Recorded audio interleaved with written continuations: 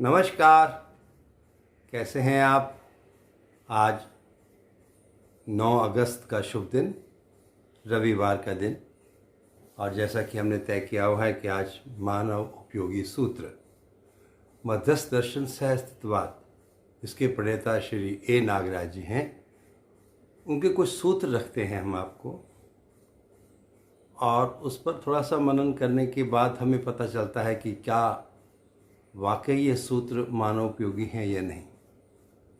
इसी को शोध करना कहते हैं कि इसको देखिएगा कि ये कितने उपयोगी हैं या नहीं हैं।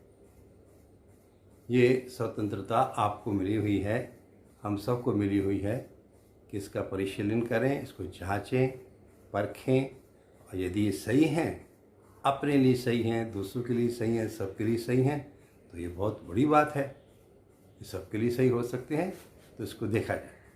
ठीक है, तो आज का सूत्र देखिए। पहला, कि मानव सुखी होने पर ही नियंत्रण में पाया जाता है। मानव सुखी होने पर ही नियंत्रण में पाया जाता है। मानव को नियंत्रित करने के लिए कितने सारे हमने जुगाड़ कर रखे हैं, कितने सारे तरीके अपना रहे हैं। भय से, दंड से, ना, डरा धमका करके, पुनिशमेंट दे करके, से दंडित करके, जेल में डालकर, है ना, कितने सारे। तो भय, प्रलोभन दे करके तुम्हें ये हो जाएगा, तुम्हें ये कर देंगे, तुम्हें उन्नति कर देंगे, तुम्हारा ये और दे देंगे। तो भय से भी नियंत्रित आदमी नहीं होता, और तभी तक होता है जब तक उसको लगता है कि भय है, उसके बाद वो नियंत्रित नहीं होता है। हम देख ही पा रहे हैं। प्रलोभन से भी नियंत्रित नहीं होता है, क्योंकि इसका कोई अंत नहीं है। कितना आप दे देंगे और क्या उसको दे देंगे, कैसे, है ना, नियंत्रित नहीं होता है। लोभ से भी नियंत्रित नहीं होता है, भय से भी नियंत्रित नहीं होता है, आस्था से भी नियंत्रित नहीं होता है। आस्थाएं चल रही हैं हमारी, है ना, तो हम आस्था विधि से भी नियंत्रित करने की कोशिश करते हैं, लेकिन होता नहीं है। उसके जो प्रश्न उभरते हैं, है ना, वो प्रश्नों का कोई जवाब ठीक से नहीं दे पाता, उसकी आस्था खत्म हो जाती है, उसकी आस्था वहाँ से शिफ्ट हो जाती है। वो किसी और को फिर समझने की कोशिश करता है, किसी और को इष्टदेव बना लेता है, किसी और को अपना मार्गदर्शक के रूप में स्वीकार करने लगता है ना। तो भय, प्रलोभन, आस्था, ये तीनों चीज़ें पूरी नहीं पड़ रही हैं मानव को नियंत्रित करने के लिए। इसलिए कुछ और है जिससे मानव नियंत्रित होगा। तो मानव सुखी कैसे होगा? वो सुखी होने पर नियंत्रित होता है। अब सुखी कैसे होगा? अब ये फिर प्रश्न बना, मानव सुखी कैसे होता है? इस पर और अलग से देखना पड़ेगा। तो यदि आपको ध्यान में हो तो मानव क्या चाहता है? हर मानव बौद्धिक समाधान और भौतिक समृद्धि चाहता है। बौद्धिक समाधान का क्या मतलब? वो हर प्रश्नों का एक तृप्तिपूर्वक उत्तर चाहता है, खाली आस्था विधि से नहीं, खाली प्रलोभन से नहीं, भय से पीड़ित होकर नहीं। वो बहुत स्पष्ट होकर के बड़ी ईमानदारी से अपने प्रश्नों के उत्तर चाहता है। वो बौद्धिक समाधान है। सो मानव बौद्धिक समाधान और भौतिक समृद्धि चाहता है। ये पहले सूत्र आया है। तो मानव को जब तक अपना समाधान नहीं मिलेगा, प्रश्नों के उत्तर नहीं मिलेंगे, तृप्तिपूर्वक नहीं मिलेंगे, तब तक वो सुखी नहीं हो सकता। ये एक पार्ट है। दूसरा पार्ट जो छूटा रहता है वो उसका शरीरगत है। समृद्धि चाहिए, साधन चाहिए, जीने के लिए जितना कुछ चाहिए वो चाहिए, और जितना चाहिए उससे थोड़ा ज़्यादा चाहिए, समृद्धि से कहते हैं। तो जब मानव समृद्ध होगा और जब मानव बौद्धिक समाधान से युक्त होगा, तब वो नियंत्रण में पाया जाएगा। तो जब तक मानव को ऐसी व्यवस्थाएं नहीं दी जाती मानव को इतनी समझ नहीं आती, मानव को इतना हम दे नहीं पाते, तब तक नियंत्रण में आना संभव है, मुमकिन ही नहीं है, ऐसा ये सूत्र कह रहा है। तो आप सोचिएगा कि आप कब अपने आप को नियंत्रित महसूस करेंगे, है ना। और दूसरा सूत्र देखिए, अधिक बल और शक्ति कम बल और शक्ति संपन्न द्वारा प्रकाशित होता है।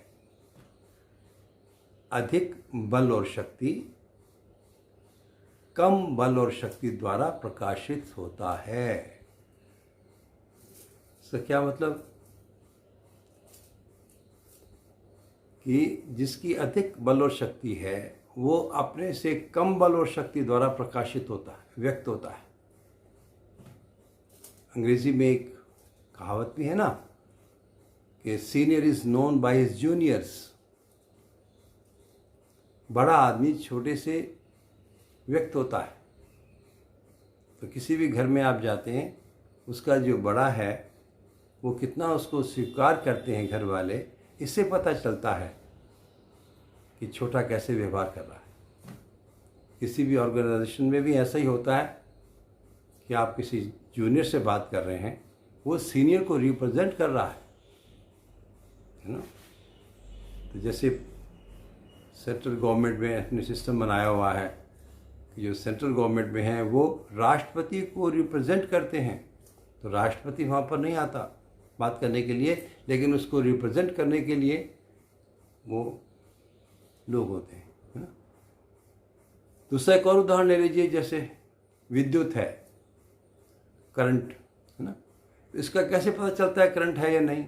छोटे से टेस्टर से पता चलता है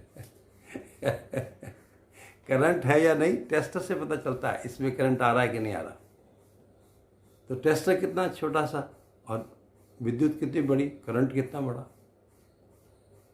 ठीक इसी प्रकार करंट है या नहीं बल्ब से पता चलता है। बल्ब जलता है, छोटा सा बल्ब, 0 वाट का बल्ब जलता है तो पता चलता है कि यस करंट है। तो कितना बड़ा करंट है और कितना छोटा सा बल्ब है।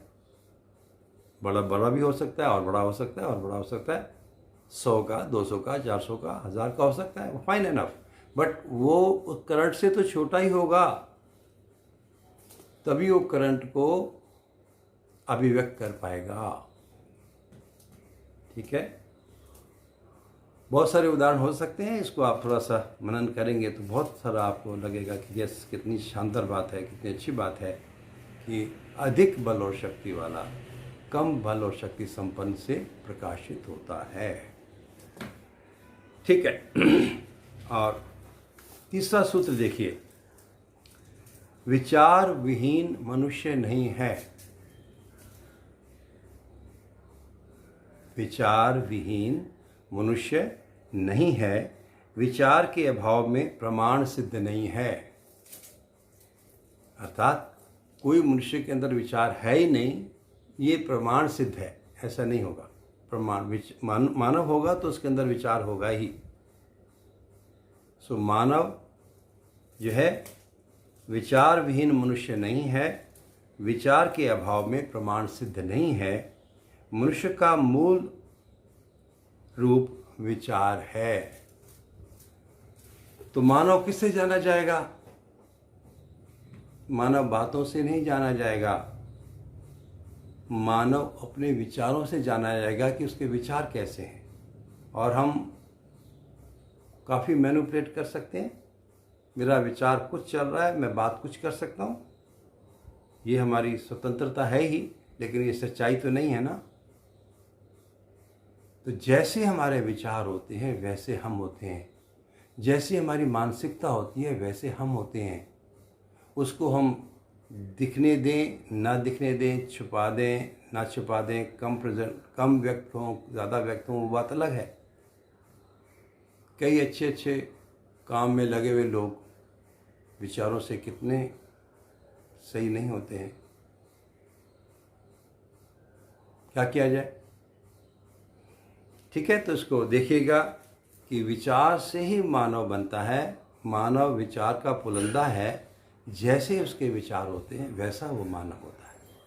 तो मानव शरीर से, रंग से, रूप से बल से पद से नहीं बल्कि विचारों से जाना जाएगा कि उसके विचार कैसे हैं। ठीक है।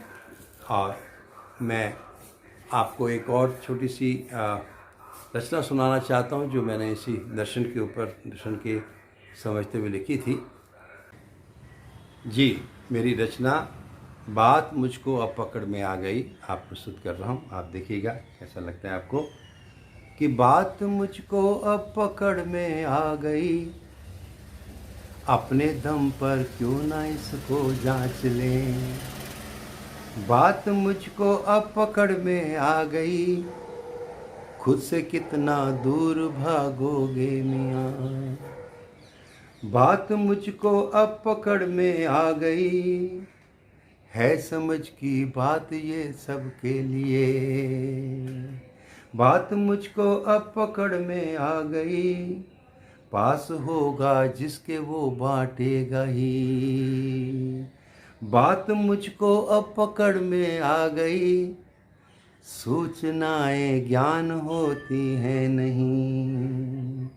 बात मुझको अब पकड़ में आ गई, पूर्णता के अर्थ में संबंध हैं। बात मुझको अब पकड़ में आ गई, मान लेना जानना होता नहीं।